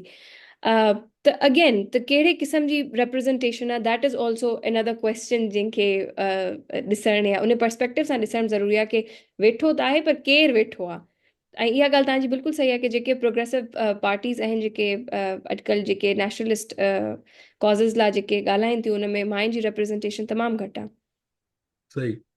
त उन में तव्हां सम्झो था त असांखे इन्हनि सभिनी खे ख़ासि तौर ते इन ते कमु करण जी ज़रूरत आहे ताकी न सिर्फ़ु ज़ाहिरी ॻाल्हि आहे हिकु चवाणीअ जॾहिं कमरे में उहो माण्हू हूंदो तॾहिं ई कुझु ॻाल्हाए ॿोलाए सघंदो न, जॾहिं कमरे में रिप्रेज़ेंटेशन ई न हूंदी त उहो छा ॻाल्हाईंदो। उहो असांजो सही दोस्त हिकिड़ी मज़ाक में चवंदो हो कि जॾहिं कंहिं बि कंपनी में माण्हू कढंदा आहिनि त उहो त न कढंदा न जेके अंदरि कमरे में वेठा आहिनि, कढंदा उन्हनि खे जेके कमरे में ॿाहिरि वेठा हूंदा आहिनि। आहे। यस। सो हलो अॻे था वधूं हाणे त तव्हांजी इन सॼी बहस खां पोइ अचूं था तव्हांजे समाजी कम ते। त मूंखे ॿुधायो त 2022 वारे कम में तव्हां ॿोॾियुनि में कमु कयो, असां ॾिठो बि सही। त उन में तव्हांखे ईअं खणी चइजे त कहिड़ो, जॾहिं इहो सिलसिलो ख़तमु थियो, ख़तमु त न थियो आहे, जो जिन वीचारनि जा घर लुड़ी विया, जिन खे नुक़सानु थियो, ईअं लॻंदो आहे कॾहिं कॾहिं 50 साल पुठियां हलिया वियासीं असां उन सॼे कमकार में ऐं माण्हुनि सां ॻाल्हाइण में ऐं उन्हनि सां तव्हां जेकी बि उन्हनि जी मदद कई, तव्हांखे कहिड़ो सबक़ु मिलियो? मूंखे जाम आऊं अगेन इहो ई चवंदसि कि मुंहिंजो छो जो पंहिंजो जेको आइडियोलॉजिकल फ्रेमवर्क आहे उहो मूंखे इहो ई थो चए कि रियासत जी ज़िमेदारी आहे। असां कयोसीं असांखे ऑब्वियसली कलेक्टिवली सॼे सोसाइटी हेल्प कयो, उन्हनि खे असांखे डोनेशन्स ॾेई करे असांखे एतिरो एम्पावर कयूं कि असां हुननि खे हुननि ताईं रीच आउट करे सघूं। त असां सिर्फ़ु हिकिड़ो जेको मिडल मैन हूंदो आहे उनजो असां रोल प्ले पे कयो। पर मजमूई तौर ते इहो फ़र्ज़ु रियासत जो आहे। जी। ऐं इन में ऑब्वियसली जाम घणियूं शयूं आहिनि जेके तव्हांखे क्लाइमेट चेंज जेको ग्लोबल डिबेट में रहियो आहे हाणे, उन में तव्हांखे ॾिसण जी ज़रूरत आहे कि हू शयूं ओवरऑल कमु कीअं पियूं कनि। त घणियूं शयूं आहिनि उन में, पर आई थिंक कि इहे शयूं जेके एॾो ड्रास्टिक क़िस्म जी जेकी ॿोॾि आहे या जेके क्लाइमेट चैलेंजिस आहिनि, इन्हनि खे प्रिवेंट करे सघिजे थो अगरि असां प्रॉपर जेको नेचुरल मैकेनिज़्म आहे उनखे उनजे अकॉर्डिंगली हलणु ॾियूं। ही जेको असां वटि आयो हुयो 22 जो जेको ॿोॾि आई आहे, त उहा रेन वाटर मां हुई, उहा फ्लड्स जे थ्रू न, रिवर फ्लड्स न हुया, उहो हम्म। एक्सेसिव रेन जे करे फ्लड्स हुया। ऐं जेको ओवरऑल जेको असांजो माहौलियाती तब्दीली ते जेको डिस्कशन थिए थी या जेकी डिबेट थिए थी, त उन में असांखे इहो बि ॾिसण जी ज़रूरत आहे कि जेको दरिया जो नेचुरल फ्लो आहे उनखे जंहिं तरीक़े सां रोकियो वियो आहे ऐं उन जे करे जेके कम्यूनिटीज़ जेके इंडस डेल्टा वटि जेके कम्यूनिटीज़ रहनि थियूं। त recently I was working on article, त उन में मुंहिंजी इंटरेक्शन थी ज़ुहेब पीरज़ादा सां बि। त उन्हनि जी ॾाढी घणी माहौलियात ते हू कंदा इन्वायरमेंटल जर्नलिज़म आहिनि। त हुनजी ॾाढियूं सुठियूं राइटिंग्स आहिनि कि दरिया खे तव्हां कीअं डैमेज कयो आहे। त हिकिड़ो नेचुरल ऑर्डर खे जॾहिं तव्हां डिस्टर्ब कयो था for whatever your reasons are, obviously canals ठाहिणा आहिनि, तव्हांजा सिस्टम्स आहिनि जंहिंमें तव्हांखे सो कॉल्ड कॉर्पोरेट फार्मिंग करणी आहे, उन में काश्त वधाइणी आहे, त जेके बि तव्हांजा जेके अल्टीरियर मोटिव्स आहिनि, उन में जेको तव्हां माहौलियात खे मतिलबु डैमेज ॾियो था, त उन शइ जे मुंहिंजे ख़्याल सां ॾाढो घणी ज़रूरत आहे। छो जो जेको मेजर्स उन खां पोइ खयां विया सिंध हुकूमत जे तरफ़ां घर ॾियण जा या जेको बि हुननि कयो आहे, बिलावल घर ॾिना पे, माइन जे नाले ते घर ॾिना पे, a very nicely orchestrated political stunt कि असां माइन खे ॾियूं पिया। पर उन में तव्हांजे लाइ ॾिसणु ज़रूरी आहे कि उहा उन उन शइ जी नौबत आई छो जो you were not able to perform rightly.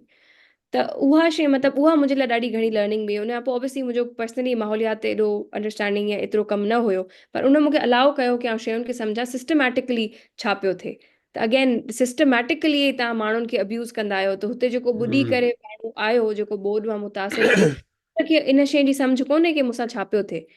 पर जेके माण्हू तव्हां इकोनॉमिक कॉरिडोर्स में वेठा आहियो, जेको पॉलिसी कॉरिडोर्स में वेठा आहियो, तव्हां सभिनि खे उहा सम्झ आहे, उनजे बावजूदि जेके तव्हांजो एक्शन प्लान आहे उहो ह्यूमन फ्रेंडली कोन्हे, जेको हेठि वेठल माण्हू आहे उनजे हक़ में कोन्हे।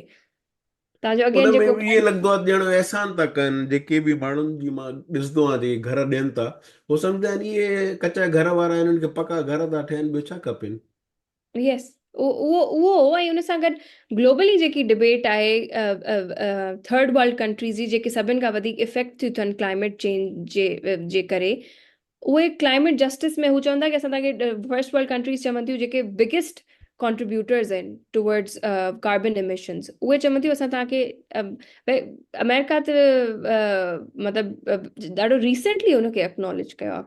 कॉप जेको थियो लास्ट ईयर, उन में सऊदी अरेबिया चए थो कि फॉसिल फ्यूल जो को रोल ई कोन्हे क्लाइमेट चेंज में। त हुनजी जेकी लिमिटेड अंडरस्टैंडिंग आहे कि उहो तव्हां त हुनजा वेस्टेड इंटरेस्ट आहिनि ई, पेट्रो बेस्ड इकोनॉमी, त उहो छा चईंदा, अमेरिका जो त अनफॉर्चुनेटली मोकार हुआ इन्हनि सॼे चकर में, सो लीडर्स सो न आहिनि। थिंग्स, त उहा शइ मुंहिंजे लाइ पर्सनली ॾाढी इम्पोर्टेंट हुई। ऐं अगेन जेके माण्हू वल्नरेबल आहिनि उन्हनि खे उहा सम्झी कोन्हे, छो जो उन्हनि खे तव्हां एॾो परे रखियो आहे इन्हनि सभिनि शयुनि खां कि हू तव्हांखे हू इन में थोरे जेको मिले थो उन में बि ख़ुशि आहिनि। एंड देन जेके तव्हां मैकेनिज़म्स क्रिएट कयो था उहे सब्सटेंशियल कोन आहिनि, उहे सस्टेन कोन कंदा। तव्हां हुननि खे मतिलबु माउथ टू माउथ था रहो कि असां तव्हांखे ॾेई वेंदासीं, ऐं तव्हां उन में उहा शइ मतिलबु उन चंदे ते तव्हां उन्हनि खे हिरायो था, त तव्हां उहा शइ सस्टेनेबल सफ़ा कोन्हे ऐं लॉन्ग हा। लास्टिंग बि कोन्हे। छो त मूंखे अमर गुरड़ो आयो, हुन चयो त उहो जेतिरा पैसा था ॾियनि हुन में त हिकिड़ो कमिरो ई ठही सघे थो, हुन में न किचन आहे, न बाथरूम आहे, न कुझु। हलो ठीकु आहे, हाणे आख़िर में अचूं था, ऑलमोस्ट कलाकु थियण वारो आहे, त हाणे पहिरियों इहो ॿुधायो त इहो जेको रवादारी मार्च वारो हुयो ऐं पोइ तव्हांजी शयूं वायरल वयूं, इन जो बैकग्राउंड सॼो ॿुधायो। छो त सोशल मीडिया में छा थो थिए, कॾहिं क्लिप्स अचनि थियूं। You need a break, you न न I don't fine. I don't I okay. Don't know no अच्छा, आई त फाइन। मूंखे इहो ॿुधायो, उहो मां पाण ई एडिट करे वठंदुमि बाद में। सो सॼो वाक़ियो ॿुधायो छा थियो। हाणे मुंहिंजे ख़्याल सां जेको कॉन्टेक्स्ट आहे उहो तव्हांखे ख़बर आहे कि डॉक्टर शाहनवाज़ जो जेको कस्टडी में जेको हुनजो मर्डर कयो वियो आहे हुन खां एक्स्ट्रा पोइ जुडिशियल किलिंग थी। हा। हा जेको इहो चयऊं कि हू ऑब्वियसली इहो जेको इनकाउंटर थियो उन में हुनखे मारियो वियो, पर अॼु पाण वटि ख़बर आई ऑटोप्सी जी, ऐं उन हम्म। में वाज़े थियो कि हुन जूं उनखे ॾाढो तशद्दुद ऐं ज़ुल्म कयो वियो। ऐं तशदुद थियो वियो। त सवाल इहो ई हो कि जेको किलिंग आहे कस्टडी जे अंदरि स्टेट इंस्टीट्यूशन जे तरफ़ां, त उहा शइ वॉज वेरी कंसर्निंग कि रियासती इदारो इहो कीअं थो करे सघे। ऐं उन खां पोइ हिकिड़े अहिड़े एक्सट्रीमिस्ट ग्रोह खे अलाउ करणु बाय दी जेके अगेन लॉ एनफोर्समेंट एजेंसीज़ आहिनि कि तव्हां उन माण्हू खे साड़ियो, मतिलबु यू कुड प्रिवेंट इट, हिकिड़ो तव्हां हुनजी ज़ुल्म लाश खे कयो, साड़ियो। हा। तव्हां वरी उनजे लाश खे साड़ियो, उहा शइ बि उन ते ऐड थिए थी। उनखे दफ़न करण जी इजाज़त न ॾिनी वञे, that is a very concerning situation. त इहो सॼो जेको तसलसुल में थियो आहे, ऐं उन खां पोइ जेके रिपीटेड बयान आहिनि TLP जे तरफ़ां, जॾहिं इहो थियो हुयो तहरीक लबैक पाकिस्तान। जी, त ख़ादिम रिज़वी जो जेको पुटु आहे साद रिज़वी, उनजो चवणु हुयो, डॉन में मां उनजो बयानु पढ़ियो हुयो कि जॾहिं रियासती इदारा असांखे जस्टिस न ॾींदा त असां ईअं ई मॉब जस्टिस वठंदासीं। त हिकिड़ो माण्हू, a person who is leading the most extremist violent party existing इन पाकिस्तान, ऐं उहो इहा स्टेटमेंट ॾिए थो, ऐं रियासत बाय स्टैंडर्ड थी करे उहो रुगो ॿुधे थी and does not act upon it. उन सां गॾु गॾु प्रीवियस थी जेकी हेड मनी रखी वञे थी माण्हुनि ते, या जेके अहिड़ा वाक़िया रिपीटेडली हिस्ट्री में थींदा रहिया आहिनि छो त पाकिस्तान हिन सिंध। में बि तव्हां चओ था त जेको उमर सरंदी हुन चयो त मां 50 लख ॾींदुसि यस, डॉक्टर त शाहनवाज़ खे उहा मारण जा। उन उन उहा जेकी statement in it self is criminal, ऐं स्टेट उन जे मथां एक्ट नथी करे, उन खां पोइ पंहिंजे इदारे जे तरफ़ां हुन माण्हू खे जो मर्डर थो कयो वञे, ऐं उन खां पोइ यू वांट कि उहा शइ हश हश थी वञे या असां एक्ट कोन कंदासीं। जेको अरिड़हें ग्रेड जो ऑफिसर। अबव ऑल, ऐं हू वरी हार पाए था अचनि। उहा शइ मिशन था मजबूरी मल्हाइनि। तौर ते अगरि इन शइ खे छॾे ॾिजे, अगरि इन शइ ते एक्ट न कजे, या जेके प्रोग्रेसिव फोर्सिस आहिनि इन शइ ते आवाज़ न उथारीनि, त उहा शइ हू उनखे नॉर्मलाइज़ करण जी कोशिशि था कनि कि in the end law and order, security agencies, रियासत पाण असांजे हथनि में आहे कि whatever we would please we would do.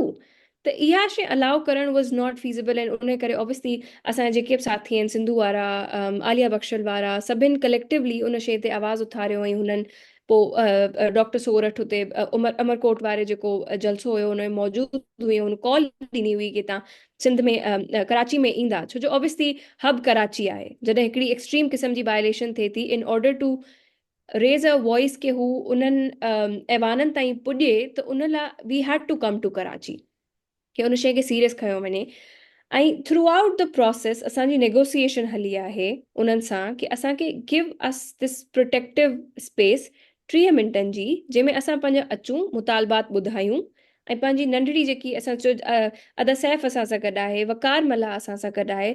So we हैड प्लान्ड कि हिकिड़ो ॾाढो पीसफुल सिंग, मतिलबु गाना ॻाए गीत ॻाए असां हिकिड़ो पीसफुल मैसेज ॾींदासीं कि सिंध जेको आहे उहो अहिड़े रिलीजियस एक्सट्रीमिज़म खे एक्सेप्ट न कंदो, छो जो असांजी हिस्ट्री जेकी आहे उहा ॾाढी को एग्ज़िस्टेंस जी रही आहे, ऐं सोशल हार्मनी जी रही आहे।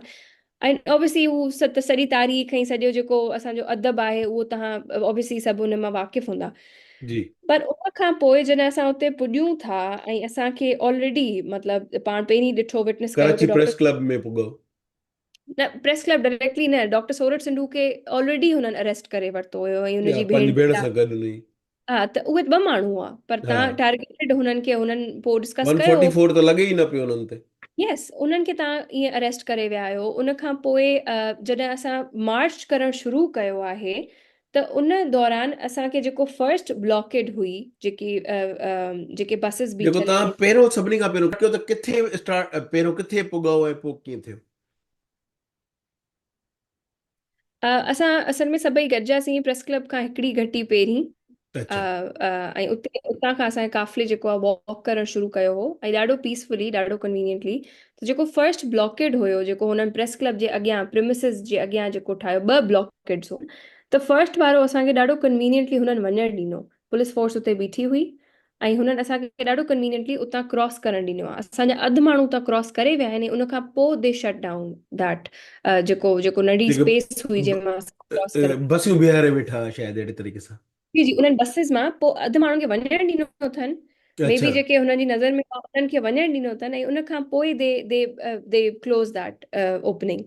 ऐं पोइ कुझु असांजा साथी जेके आहिनि उहे पोयां रहिजी विया, ऐं असां जेको कुझु 50 माण्हू हूंदासीं जेके असां उन मां गुज़री अंदरि जेको हिकिड़ो पूरो प्रोटेक्टेड एरिया हो, जंहिंमें अॻियां खां बसिस ब्लॉक हुयूं, हिन पासे ब्लॉक हुयूं, ऐं चारो तरफ़ खां असां ब्लॉक्ड हुयासीं। त उन में असां वेठासीं, फर्स्ट सिटिंग असां कई, त उन में दे स्टार्टेड पुशिंग अस। असां सभई वेही रहियासीं त उन्हनि असांखे पुश कयो त असां उथी बीह रहियासीं। अटैक कंदा वेठो हुजणु is not a good position to be in. असां हम्म। बीठा आहियूं ऐं ॾाढो पीसफुली हुननि माण्हुनि ते, जर्नलिस्ट ते, हुननि आराम आराम सां दे स्टार्ट अटैकिंग। त उन खां पोइ छा थो थिए कि हू मुंहिंजे पीउ ते, जामी चांडियो ते, बाबा ते हू अटैक था कनि, जेको हुन पुलिस वक़्तु ऑफिसर जामी आहे। साहब ऐं जेको हुनजी वीडियोस ॻाल्हाए हाणे वायरल तकरीर थियूं पियो करे। थियनि। हू असल में अटैक करण जे हुन में हुआ, त हू असां जेको आहे उन ते उन पप्पा तकरीर करे ॿुधाइनि पिया, जेको बि तव्हां उनजो ॿुधो आहे कि दिस इज़ इलीगल ऐं तव्हां इहो नथा करे सघो। उन तकरीर जे दौरान जेको हिकिड़ो पुलिस ऑफिसर आहे उहो शाउट करे कमांड थो करे कि गिराए इने, मतिलबु पकड़ियो इन्हनि खे ऐं इन्हनि खे किरायो। ऐं deliberately we can also witness उन वीडियो में जेकी पप्पा जी वायरल थी आहे, कि हिकिड़ो अच्छे शलवार कमीज़ में सिविलियन माण्हू आहे जेको डेलिबरेटली हुननि खे किराए थो, हुनजी अच्छा। टंगुनि खां। छो जो अगरि तव्हांखे कोई अरेस्ट पुलिस करिणो वारो आहे, ई हुयो? मे बी पुलिस वारो, वी डोंट नो हू, एजेंसियुनि जो हूंदो आहे न, सिविल ठीकु आहे, सिक्योरिटी एजेंसियुनि जो चओ, सिविल हा। ड्रेस में अची करे उहो किराए थो। ऐं उन खां पोइ मुंहिंजी इंटरवेंशन थिए थी, हुन में इंटरवीन कयां थी, मुंहिंजे पोयां अदा सैफ आहे उहो हुन में इंटरवीन करे थो। ऐं त वी तव्हां आर ओनली बचाइण जे ट्राइंग टू, चक्कर में हो जामी साहब खे? हा, पुलिस खे डिस्पर्स करण जी असां कोशिशि पिया कयूं। तव्हां पुश बैक कयो, छो जो हिकिड़ो त असां वटि का शइ कोन्हे, we have absolutely no weapon, असां वटि हम्म। कुझु बि कोन्हे। ऐं अमन तव्हां पसंद, बख्शल हा। थलो खे टाइम एंड अगेन ॾिसंदव, बख्शल थलो ते लठूं हणनि था, उन जे बावजूदि हू हिकिड़ो हथु खणी उन्हनि खे हणे कोन थो। हम्म। सो उहे 40-50 माण्हू जंहिं वटि कुझु आहे कोन, जेके तव्हां ते अटैक न पिया कनि, तव्हां डिसप्रपोर्शनेटली तव्हां उन्हनि जे मथां हावी थी करे डंडा खणी पंहिंजा मतिलबु माण्हू आणे अटैक था कयो, ऐं उन खां पोइ अब्यूज़ था कयो। टाइम एंड अगेन हू माइनि सभिनि खे अब्यूज़ पिया कनि, जेके पुलिस ऑफिसर्स आहिनि ॾाढा ख़राबु लफ़्ज़ यूज़ करे अब्यूज़ पिया कनि। अदा सैफ खे जॾहिं खणी पिया वञनि, त उहो मां पंहिंजे कननि सां ॿुधो आहे कि हू चवंदा काफ़िर इस काफ़िर को मारो। ऐं हा। तहरीक लबैक जा जेके नारा आहिनि, जेको हुनजो गुस्ताखे ॾाढो रसूल, च- हा, तन उहो तन से नारो जुदा। असां ॿुधण में अचे थो। जॾहिं मोबाइल में वेहा थी त पोयां मूंखे इहो नारो ॿुधण में अचे थो। त हीउ ॾाढो प्रॉपरली ऑर्केस्ट्रेटेड हिन जो सॼो एक्ट हुयो। ऐं उन खां पोइ 18 तारीख़ ते जॾहिं असां ॿुधो वर्डिक्ट, मतिलबु पहिरीं माफ़ी घुरी आहे सीएम, ऐं उन खां पोइ चवनि था कि ही इनटॉलरेंट हुआ। त I would want to ask them कि इनटॉलरेंट इन व्हाट सेंस, छा इंटॉलरेंस जो असां मुज़ाहिरो कयो जिन ते तव्हां डिसप्रपोर्शनेटली पंहिंजी पुलिस बीहारी। दे वर थ्राइस इन मोर इन नंबर, मतिलबु असांखे टे टे गुना वधीक माण्हू हुआ तव्हांजा पुलिस जा डिप्लॉयड हुते, ऐं तव्हां हिकिड़ा पीसफुल माण्हू ऐं उन्हनि ते तव्हां अटैक कयो था।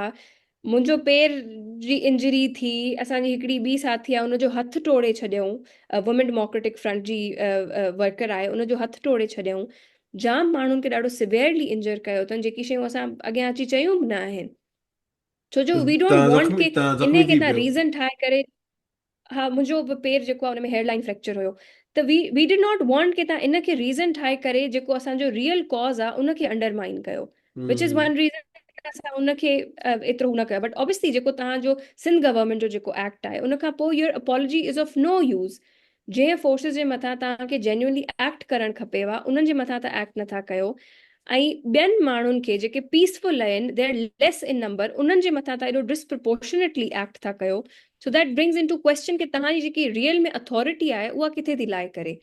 सो that is the series of event that happened. And then again section 144 जेको नाफ़िज़ करणु, उहो कंप्लीटली इलीगल हुयो। मतिलबु उन जो को सेंस ई न पियो ठहे, छो जो तव्हां ब्रेस्ट कैंसर अवेयरनेस जी रैली करे सघो था, ॿियनि जाइनि ते तव्हां सभु कुझु करणु ॾिनो आहे, हिकिड़ो स्पेसिफिक 50 माण्हुनि जो जेको काफ़िलो आहे उहो तव्हांजे लाइ नेशनल सिक्योरिटी थ्रेट आहे।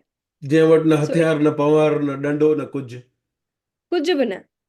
ऐं उन जे बावजूदि तव्हां ॾिसो उन खां पोइ जेको TLP जो जलसो हुयो उन में जेको तशदुद थियो आहे, जेकी फायरिंग थी आहे, हुननि पुलिस मोबाइल साड़े छॾी आहे, हम्म असां सां हेॾो सॼो ज़ुल्म कयो था, उन जे बावजूदि असां को पन बि या के प्लांट खे बि असां डैमेज कयो आहे।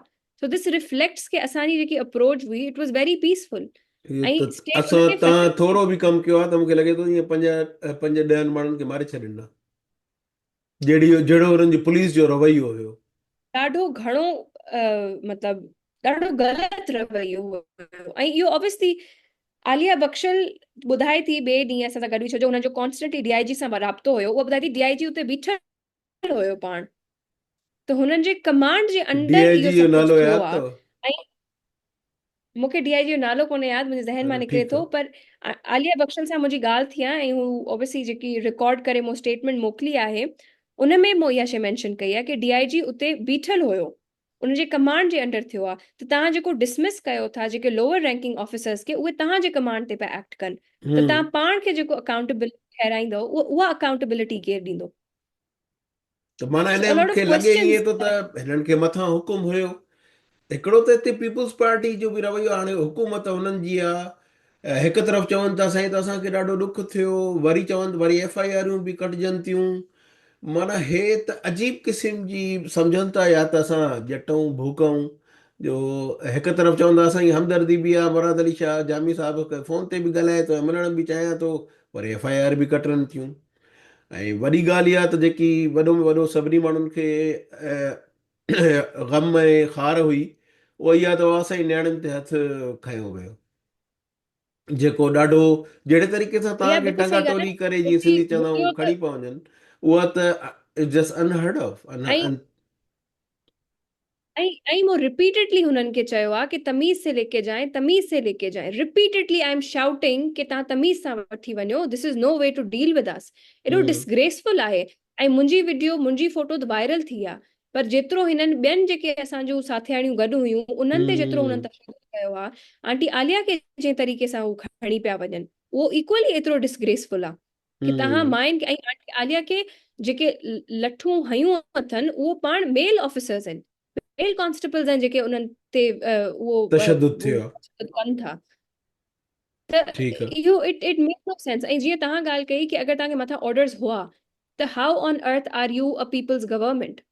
तव्हां जेको चओ था कि असां माण्हुनि जी सियासत कयूं था, असां हेठे तबिके जी सियासत कयूं था, असांजे वॾनि हेठे तबिके जी सियासत कई आहे, त ओॾी महिल तव्हांजी हेठे तबिके जी सियासत या तव्हांजी जेको डेमोक्रेटिक वैल्यूज़ आहिनि जेके तव्हां चैंपियन था कयो ग्लोबली, कि we are very democratic, we are very liberal in our approach, त उन वक़्तु तव्हांजो उहो सॼो डेमोक्रेटिक प्रिंसिपल्स ऐं वैल्यूज़ किथे हुयूं जेके तव्हां 50 माण्हुनि जे हिकिड़े काफ़िले ते तव्हां एॾो डिसप्रपोर्शनटली तव्हां अटैक था कयो?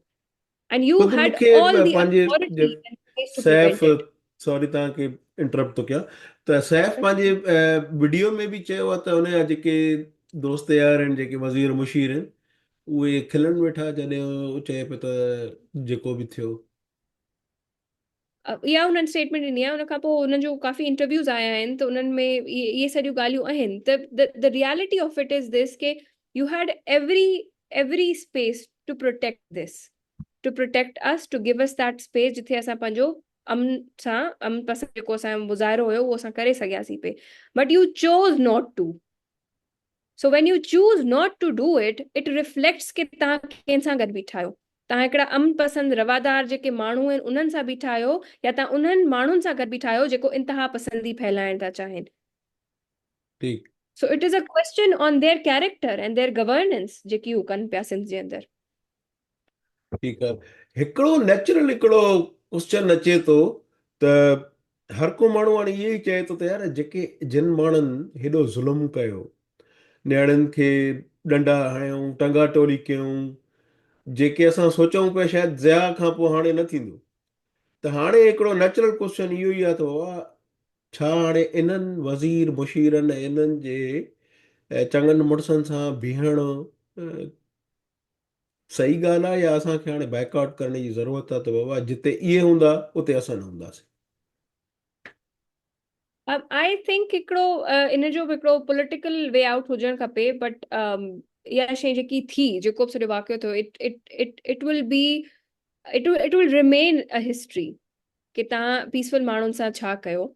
ऐं उन में अञा बि असांजो जेको स्टैंड आहे इट इज़ स्टिल पॉलिटिकल, कि हिकिड़ो ही सियासी मसइलो आहे, असां हुनखे सियासी तरीक़े सां डील करणु चाहींदासीं। So having those personal enmity जेकी असां नथा चाहियूं हुजे, वज़ीरनि खे ऐं जेके न, बि पर्सनल मौजूदा एनिमिटी जेकी जी ॻाल्हि हुकूमत आहे। पॉलिटिकल पॉलिटिकल आहे, उहो त पर्सनल एनिमिटी में तव्हां कंहिंजे बि घर में मिली सघो था, दावत करे सघो था, पर हाणे जॾहिं Yes. मेला मलाखड़ा थियनि था या ॿिया पब्लिक इवेंट थियनि था, दिस इज़ वेयर माण्हू पुछनि था यार, या त हिन तरफ़ थियो या हुन तरफ़ थियो। Yes, I believe you're very right कि हिकिड़े स्ट्रॉन्ग स्टांस वठण जी ज़रूरत आहे। ठीकु आहे, त हाल आख़िरी सवाल पोइ खुटायूं था, त हाणे किथे था ॾिसो हिन जदोजहद खे, इहा जदोजहद हाणे अॻे कीअं वधंदी ऐं काॾे वेंदी, रवादारीअ जी या सिंध जे हक़नि जी? हिकिड़ी छो जो अगेन पूरे पाकिस्तान में जॾहिं मूवमेंट्स ग्रो थियनि थियूं ऐं असां उन्हनि में ॾिसूं था कि उन्हनि जी ओवरऑल टोन, उन्हनि जी बिहेवियर कीअं आहे, जेकी शइ मूंखे पर्सनली ॾाढो पॉज़िटिव लॻंदी आहे, जेकी बि इंटरेक्शन मुंहिंजी असांजे यूथ सां थी आहे, कि सिंध जो जेको नौजवान आहे उहो ॾाढो घणो पढ़े थो, ठीकु। उहो पंहिंजे हिस्ट्री सां वाक़िफ़ आहे, उन्हनि में उहो इंट्रस्ट आहे कि असां पढ़ूं, असां सियासी तौर ते इन्वॉल्व थियूं। त ही जेको एग्ज़ैक्ट केस असांजो दैट इज़ इन फ्रंट, जेको डॉक्टर शाहनवाज़ जो केस आहे, इहा struggle obviously it goes on unless जेके परपिट्रेटर्स हुआ सभई, उन में जेके बि माण्हू शामिल आहिनि उन्हनि सभिनि खे अकाउंटेबल कयो वञे, स्पेशली जेके पुलिस ऑफिसर्स इन्वॉल्व आहिनि उन्हनि खे अकाउंटेबल कयो वञे, उन खां पोइ जंहिं माण्हुनि उन्हनि जी बॉडी खे साड़ियो आहे उनखे अकाउंटेबल कयो वञे। So that struggle would remain there. पर हुन सां गॾोगॾु जेको ओवरऑल जेको माहौल आहे, ऑब्वियसली उन खां पोइ जाम ॿियूं शयूं थियूं आहिनि। अॼु बलोच यकजहती कमेटी जो जेको जलसो हुयो उन ते साॻी तरीक़े सां जीअं असांजे मथां तशदुद कयो वियो, उन ई तरीक़े सां उन्हनि खे बि वठी पिया वञनि, उन्हनि जो जेको अॻवान आहे वहाब बलोच, उनखे गिरफ़्तार कयो वियो आहे। त इहो जेको रवैयो आहे रियासत जो मजमूई तौर ते ऐं पोइ सिंध गवर्नमेंट जो बि, आई डोंट थिंक इहा शइ सस्टेन करे सघंदी। त हिननि जो रवैयो, ऐं अगेन जे तरीक़े सां बिलावल भुट्टो 26 अमेंडमेंट खे फेवर पियो करे, 26 amendment is just a tool कि तव्हां वधीक फैसिलिटेट कंदो इन डिक्टेटोरियल अदालतुनि जेको खे बि असां बंदि था वटि करणु निज़ाम चाहिनि। आहे। हा, त उन्हनि खे उहो जेको हिकिड़ो लास्ट असां वटि रिज़ॉर्ट आहे उहो बि असां खां तव्हां फुरण था चाहियो, त सिचुएशन वुड ऑब्वियसली वर्सन। पर सिंध जे अंदरि मूंखे जेकी पॉज़िटिव शइ लॻंदी आहे उहो असांजो जेको नौजवान आहे उन में शऊर आहे, ऐं ठीकु आहे। उहो पढ़े थो, उहो ॿाहिरि निकिरे थो, ऐं ऑब्वियसली गुज़रिया त उहे माण्हू जेके आइडियोलॉजिकली असां सां इतफ़ाक़ नथा कनि, जेके हिकिड़े सेक्युलर नज़रिए जा न आहिनि, उन्हनि जा बि कॉमेंट्स हुआ कि ये जो तस्वीर है खवातीन की, हमारे इंटेलेक्चुअल्स की, इस चीज़ को हम बर्दाश्त नहीं करेंगे। सो आई थिंक हिकिड़ो कंसेंसस ज़रूर आहे कि कुझु असांजूं शेयर्ड वैल्यूज़ आहिनि जिन ते असां ऑब्वियसली कॉम्प्रोमाइज़ न कंदासीं। पोइ इहा जिदोजहद असांजे लाइ बि आहे, असांजी ईंदड़ नस्लुनि लाइ बि आहे। So I think collectively this journey goes on. Well, thank you, त तव्हांजी महिरबानी, तव्हां पंहिंजो टाइम ॾिनो, ज़बरदस्त ॻाल्हियूं तव्हांखे ॿुधाईंदो, hopefully thank U worry so much. Future में कॾहिं मिलंदासीं। रिकॉर्डिंग जी बंदि जी कयो। ज़रूर।